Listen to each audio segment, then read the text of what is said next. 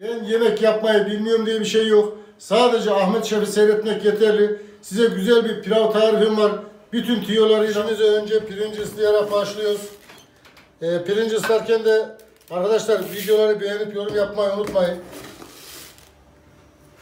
3 su bardağı pirinç, normal çeşme suyu.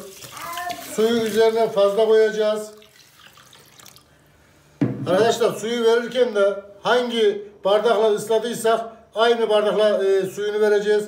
Ortalama 10 dakika soğuk suyun içinde bekleteceğiz. Pirincimizi ısladık. Güzelce yıkadık. Tertemiz soğuk suyla yıkadık. Kişi başı hesaplarken yağı 7 gram sıvı yağ, 7 gram da katı yağ olarak hesaplayın. Katı yağ çok önemli. Önce sıvı yağını bir döküyoruz. Aynı oranda da içine katı yağ katıyoruz. Önce bu bir ne yapsın, erisin. Erirken de şunu söyleyeyim. Katı yağ kullanmamızın sebebi sıvı yağ soğuduğu zaman dibine süzülür, çökme yapar. Katı yağ soğuduğu zaman ne yapar? Pilava yapışma yapar. Pilavımız daha lezzetli olur, daha güzel olur. Yağımız bir erisin. Bu tür pilavları yaparken yaptığınız en büyük yanlış ne arkadaşlar? İçindeki ara malzemesini çok fazla kullanmak. Biz şehriyeli pilav yapıyoruz. Şehriye pilavı yapmıyoruz. İçine şöyle 1,5 yemek kaşığı bir şehriye boşaltıyoruz. Bunu çok fazla abartmıyoruz. İçinde sadece görünecek. Ocağımızın altını orta ateşe alıyoruz yağ eridikten sonra. Şehriyeler altın sarısına döndüğü gibi ne yapacağız? Hemen pirincini katacağız. Bu aşamada ocağın başından ayrılmayacağız. Şehriye yakmayacağız. Daha önce ben bir tarif vermiştim. Şehriye yakmayalım arkadaşlar. Ocağın başından ayrılmayalım diye şehriyeyi kendim yakmıştım. Bu pilavda çok önemli detaylar var. Hiç pilav yapmayı bilmeyen bile çok güzel pilav yapabilir. Kesinlikle kefili benim, mahcup düşmez. Şöyle bakın arkadaşlar. Daha atalı 30 saniye oldu. Hemen şehriyelerimiz rengini kaybetti. Köpük ne yapar? Şehriyenin rengini göstermez. Köpüğü karıştıra karıştıra şehriyenin rengine bakın. Bir göstereyim ben. Görüyor musunuz arkadaşlar? Altın sarısı rengine dönmeye başladı. Hemen şehriyeyi yakmadan pirinci boşaltıyoruz. Pirincimiz baldo. Pilavımızı şöyle bir göstereyim. Görüyor musunuz arkadaşlar? Orta ateşin altında ne yapacağız? Birbirine yapışana kadar kavuracağız. Öyle yapışacak ki birbirinden ayrılmayacak. Bu ne demektir? Tuzumu ver, suyumu ver demektir.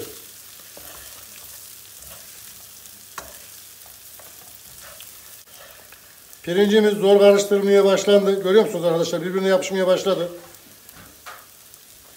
Bu birazdan daha da zorlaşacak. Tencerenin içinde bunu karıştıramayacağız. İşte karıştıramadığımız zaman mücadele etmeyeceğiz. Tuzu attığımız gibi çözülmeye başlar. Suyumu ver demektir. O aşamada suyunu veririz. Hemen şöyle bakın. Artık karıştıramıyorum pilavı. Tuzunu atıyoruz. Arkadaşlar tuzunu kendiniz ayarlayın. Şöyle 1,5 tatlı kaşığı tuz atıyorum ben. 3 su bardağı pirinç var. Tuzu attıktan sonra şöyle bir karıştıracağız. Hemen görüyor musunuz? Tuz ne yaptı? Pilavı çözmeye başladı. Pilav çözüldü arkadaşlar. Tuzun her değdiği yerde pilav çözülür. Karıştırması kolaylaşır. Pilav birbirini bıraktığı gibi suyunu vereceğiz. Şöyle bir göstereyim. Görüyor musunuz? Dağılmaya başladı. Suyu verirken de pirinci hangi bardakla ölçtüyseniz suyu o bardakla vereceğiniz. Pirinci diyelim ki bu bardakla ölçtünüz. Kaç bardak? 3 bardak. Bu bardakla 4,5 su bardağı su vereceğiniz.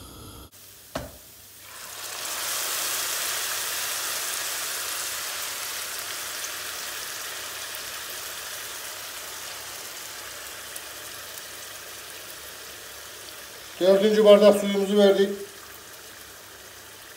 Şimdi arkadaşlar 4,5 oldu suyumuz.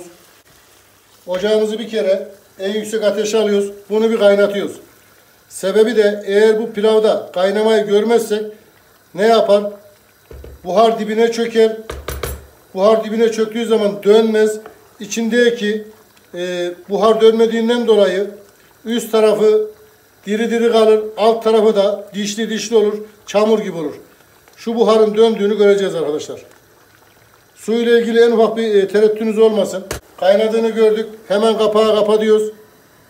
Altını en kısık dereceye getiriyoruz. Ben kuş gözü diyorum, bazen anlamıyorlar. Şöyle bakın arkadaşlar, görüyor musunuz? En kısık derecede.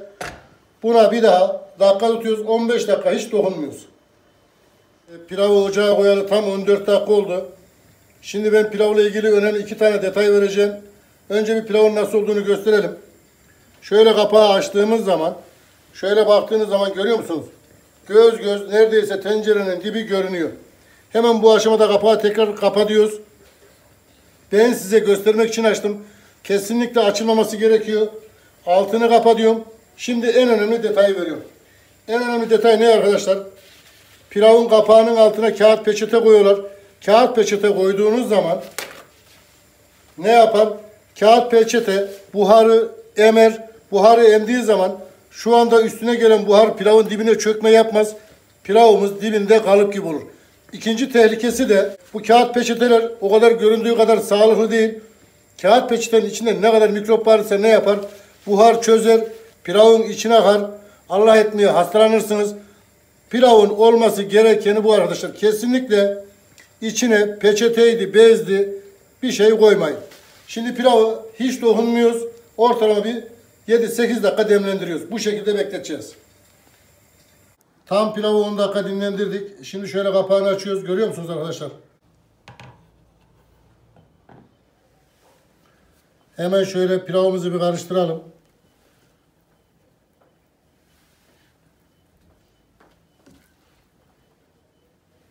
Şöyle bakın arkadaşlar. En ufak bir dibine tutma yok, toplanma yok. Sebebi de işte o buharı içine aldığından dolayı.